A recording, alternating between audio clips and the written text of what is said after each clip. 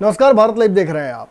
बिहार में एक तरफ जहां रस्साकसी चल रही है जदयू और भाजपा के बीच, वहीं लगातार कोरोना के मामले बढ़ते जा रहे हैं।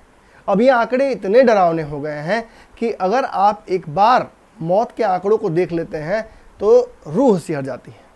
बिहार में हॉस्पिटलों की जो स्थिति है वो सब जानते हैं, क्योंकि सब कुछ अखबारों और मीडिया में साफ तौर पर दिख रहा है।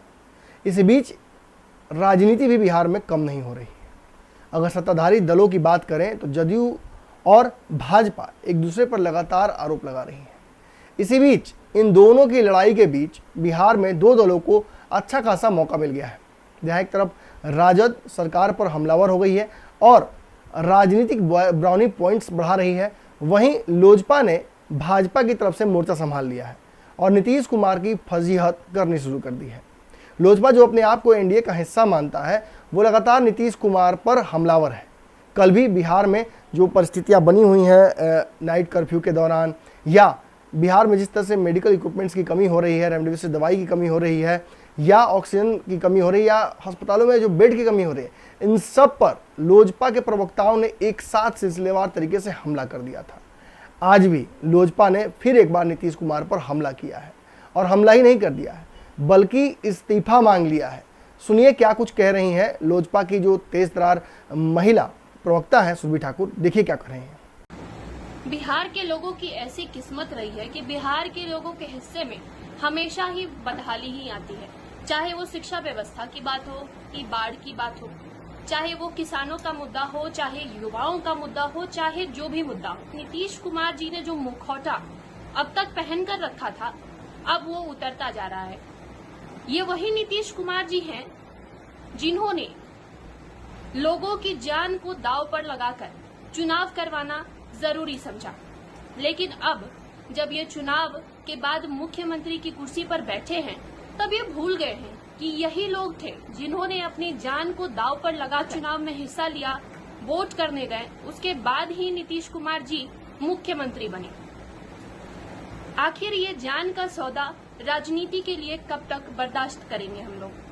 अब जब स्थिति नियंत्रण से बाहर है तो अपने कर्तव्यों से इतिश्री कर लिया नीतीश कुमार जी ने। इसके बावजूद देखिए, व्यवस्था ऐसी है कि ना तो ऑक्सीजन है, कहीं भी आप चले जाइए आपको यही सुनने को मिलेगा कि ऑक्सीजन कम पड़ रहा है, बेड नहीं है, बेड की कमी है, इलाज की कमी है, सुविधाओं की कमी है।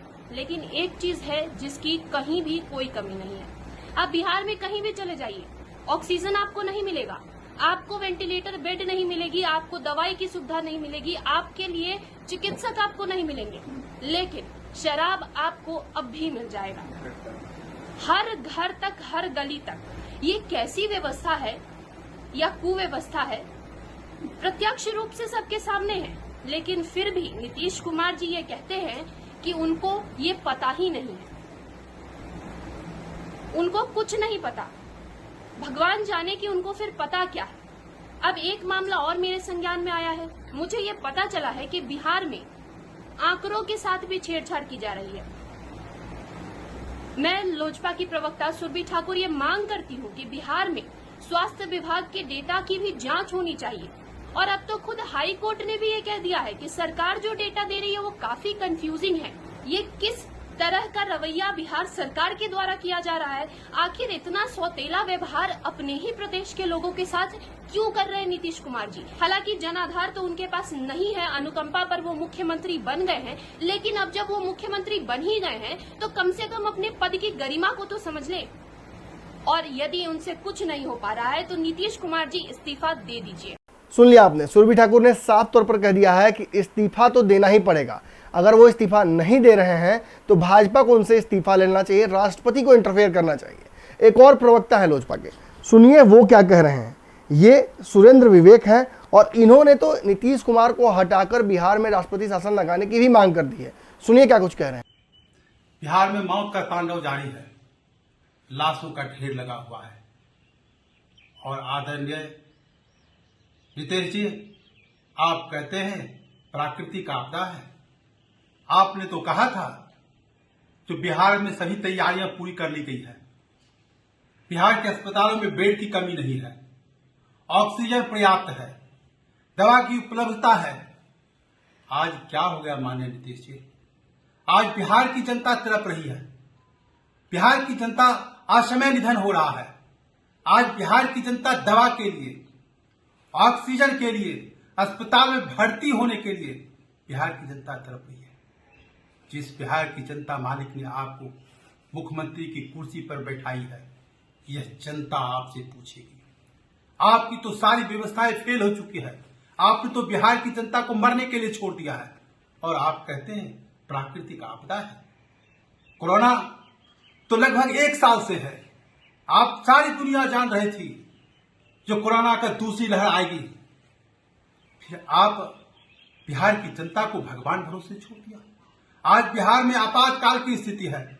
मैं आदरणीय महामहिम राष्ट्रपति जी से मांग करता हूं, जो आप बिहार में अविलंब राष्ट्रपति शासन लगाए, तभी बिहार की जनता की जान बचेगी, तभी बिहार की स्वास्थ्य व्यवस्था, चरमराई हुई स्वास्थ्य व्यवस्था बदलेगी। इसलिए मैं लोक जनशक्ति पार्टी बिहार में राष्ट्रपति शासन लगाने की मांग करती है। सुन लिया आपने, लोजपा को जैसे बिहार में एक बार फिर से संजीवनी मिल गई है।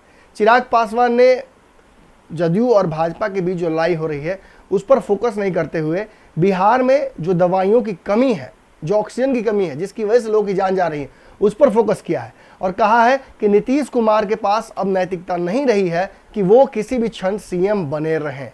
क्यों? क्योंकि कल भी उनके नेताओं ने हार मान ली है।